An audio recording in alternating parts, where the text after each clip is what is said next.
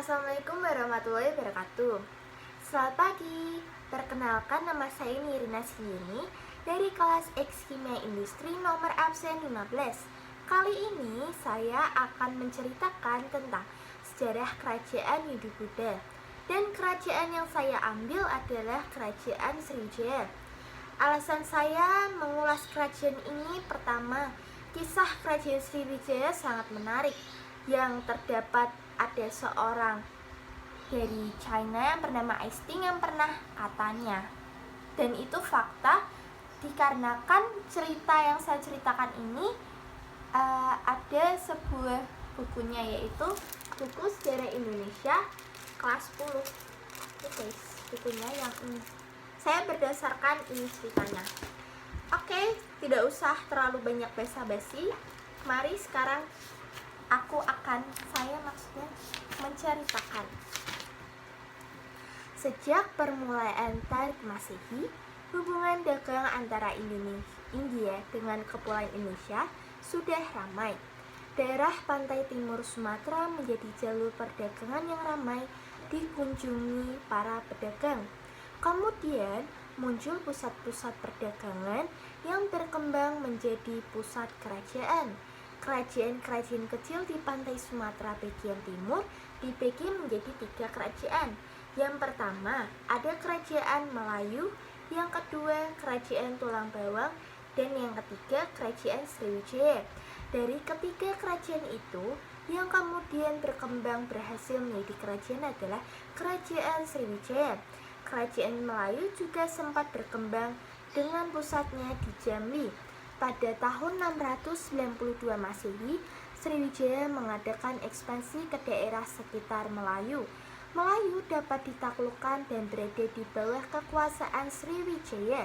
Letak pusat kerajaan Sriwijaya ada berbagai pendapat.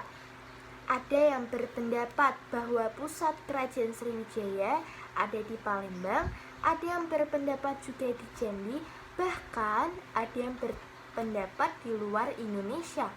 Akan tetapi pendapat yang banyak didukung oleh para ahli, pusat kerajaan Sriwijaya berlokasi di Palembang, di dekat pantai dan di tepi pantai Sungai Musi.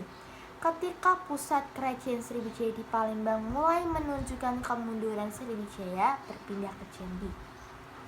Sumber sejarah kerajaan Sriwijaya yang penting adalah prasasti. Prasasti itu ditulis dengan huruf Pallawa. Bahasa yang dipakai adalah bahasa Melayu. Beberapa prasasti itu antara lain sebagai berikut. Pertama, prasasti Kedukan Bukit. Prasasti Kedukan Bukit ditemukan di tepi Sungai Tatang dekat Palembang. Prasasti ini berangkat tahun 605 Saka atau 683 Masehi.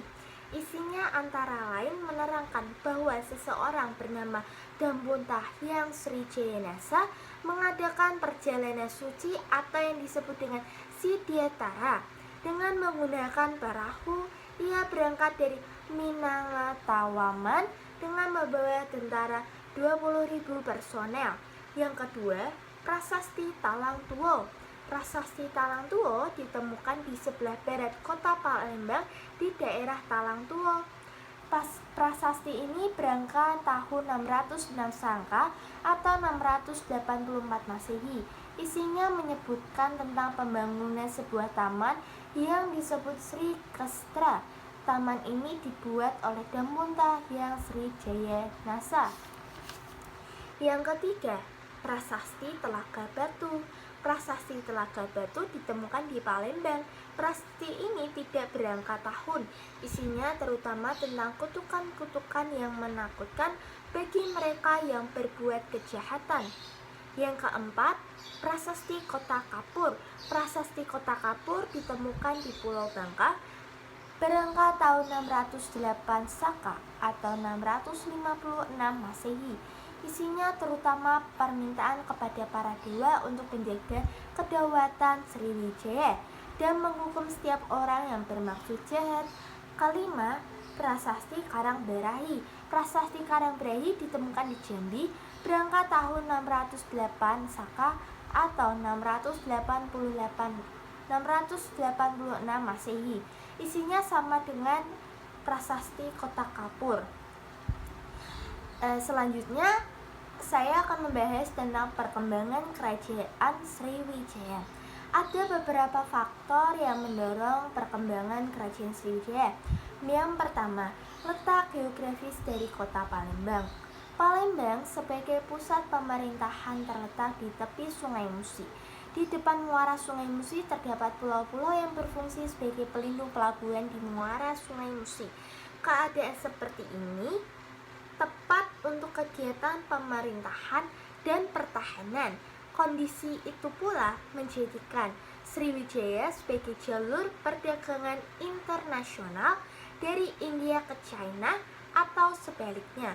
Juga kondisi sungai-sungai besar, perairan laut yang cukup tenang, serta penduduknya berbakat sebagai pelaut ulung. Yang kedua, runtuhnya kerajaan Funan di Vietnam akibat serangan Kamboja. Hal ini telah memberi kesempatan Sriwijaya untuk cepat berkembang sebagai maritim.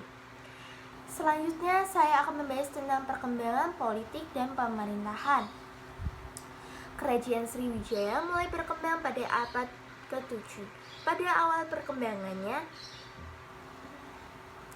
raja disebut dengan Dambu Tahyang Srijanasa. Dalam prasasti Kedukan Bukit dan Talang 2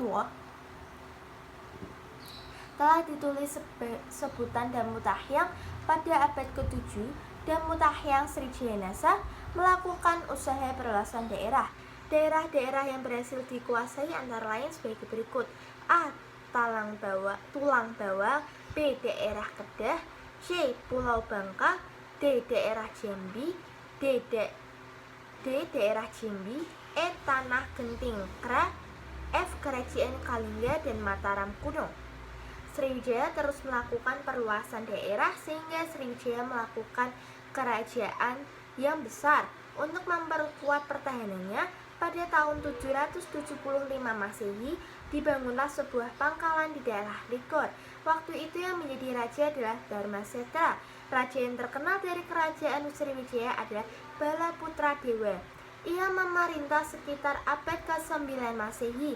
Pada masa pemerintahannya, Sriwijaya berkembang pesat dan mencapai zaman keemasan. Balaputra Dewa adalah keturunan dari dinasti Shailenendra, yakni putra dari Raja Samaratungga dengan Dewi Tarada Sriwijaya. Setelah itu saya akan membahas perkembangan ekonomi. Pada mulanya, penduduk Sriwijaya hidup dengan bertani. Akan tetapi karena Sriwijaya terletak di tepi Sungai Musi dekat pantai, maka perdagangan menjadi cepat berkembang. Perdagangan kemudian menjadi mata pencaharian pokok. Perkembangan perdagangan didukung oleh keadaan dan letak Sriwijaya strategis. Sriwijaya terletak di persimpangan jalan perdagangan internasional. Para pedagang Cina yang akan ke India singgah dahulu ke Sriwijaya. Begitu juga para pedagang dan India yang akan ke Cina. Tampilnya Sriwijaya sebagai pusat perdagangan memberikan kemakmuran bagi rakyat dan negara Sriwijaya. Kapal-kapal yang singgah dan melakukan bongkar muat harus membayar pajak. Dalam kegiatan perdagangan, Sriwijaya mengekspor gading, kulit, dan beberapa jenis binatang liar. Sedangkan barang impornya antara lain beras, rempah-rempah, kayu manis, kemenyan, emas, gading, dan binatang. Perkembangan tersebut telah memperkuat kedudukan Sriwijaya sebagai kerajaan maritim.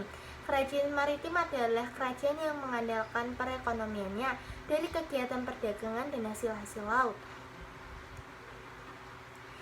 Dan setelah kehidupan beragama di Sriwijaya sangat semarak, bahkan Sriwijaya menjadi pusat agama Buddha Mahayana di seluruh wilayah Asia Tenggara.